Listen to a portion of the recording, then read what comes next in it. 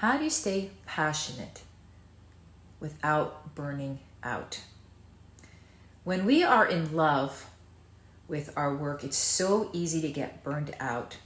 And today I want to share with you what I do, because I manage quite a bit. I manage my company's International Parenting and Health Institute, as well as Monte Carlo Enterprises. I'm also a mama of 2 children. I teach classes. I do a number of things. How do I maintain my passion? A big part of my job is mentoring professionals. And I mentor professionals on a number of different topics. And today I was mentoring professionals who are on their path to become attorney and child sleep consultants. Now, normally this class is scheduled to be an hour long, but I am so passionate about this topic, like I am with everything else, that I tend to go over. I do this too with everyone who knows me. I usually tend to go over, okay? I always give a little extra because it's just the nature of who I am, right? I just give it my all. I give it 100, there's 100%, 110% is the saying, but you know what I mean? I give it my all. But how do I maintain that passion without burning out? There was a time I did get burned out. And during that time I was burnt out, I was solely focused on my work and on those topics, and that's all I did, and that's all I focused on day in and day out, along with all my other responsibilities and motherhood, etc. Taking a creative break for me has always been very natural. Taking a creative break for me has always been very natural. And it's not even been something that I've done for just my work. Since I was a little girl, expressing myself through creative forms is what's given me relief from very challenging situations. I remember growing up, music and dance and singing was a huge relief for me and allowed me to get through some really challenging moments. I remember going into the bathroom with my headphones and putting, music on and just being in my imagination, being with my body, relieving myself, being in the joy of music, being in my body. Okay, this is what I used. And that stayed with me forever. When I ventured out to become an entrepreneur, I fell into that trap in the very beginning of burning myself out. And I would notice that every time I cut off any form of creativity in my life, I would begin to suffer, and everything around me would begin to suffer. So I knew I needed to bring it back in, whatever form that was, right? Whether it was painting or singing or dancing. This is one of the greatest gifts that I wish for everybody, everyone. Find an activity that brings you joy, that is fun, that brings you joy. This is not about being perfect at something. I'm standing in front of my paintings. These are a few. My whole garage is like up to the rim with paintings because I started painting about 4 years ago, and I love it. I'm not trying to be a good painter. This is not my career. It's just a way for me to be creative, to have fun. I enjoy the process. That's also why I dance. Most recently, I picked up singing again, right? These are activities where I get to express myself. I get to unwind. They're creative. They bring me so much joy. They bring me so much joy because they're centered around topics and things that I don't have to be responsible for, that I can just have fun with. I can laugh at myself about. And what happens? When I have joy in my life, everybody around me benefits. My children benefit. The relationships I'm in benefit. The people that I teach classes to or mentor benefit. And there's a difference between observing entertainment versus participating in it. I find that people who engage in an activity, a creative, expressive activity, benefit so much because it's taking them out of their comfort zone. It's releasing tension. It's reminding them of our humanness. It's tapping into an area of ourselves that allows us to remember the child within us. Play is an important part of human development, all the way up until you're no longer here. It doesn't stop, never stops. And I take a break from the many topics that I'm passionate about. I'm more refreshed. I go back at them full force. So for example, when I was teaching this 1 hour class that ended up being over 2 hours, sometimes even 3 hours, because I get so into it, the last thing I'm going to do is go on my social media and talk more about that topic. All right? The last thing that I'm going to do is put posts in social media.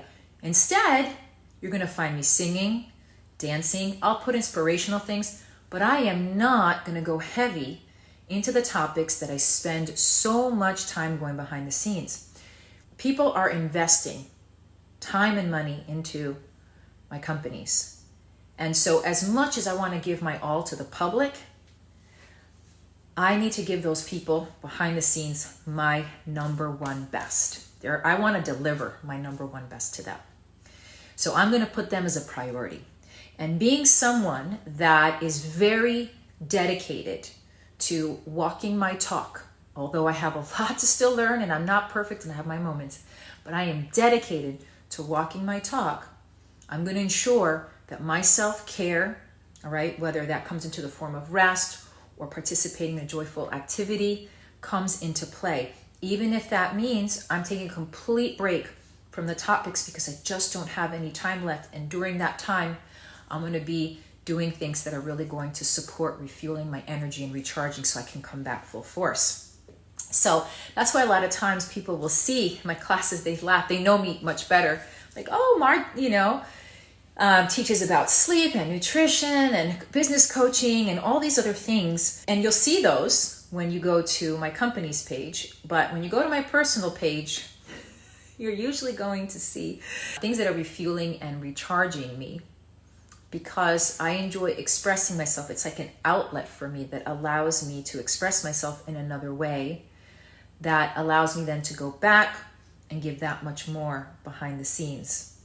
And those of you that have worked with me personally, you know how I get into the topics that I get into and I just go at it. I lose track of time. That's what happens.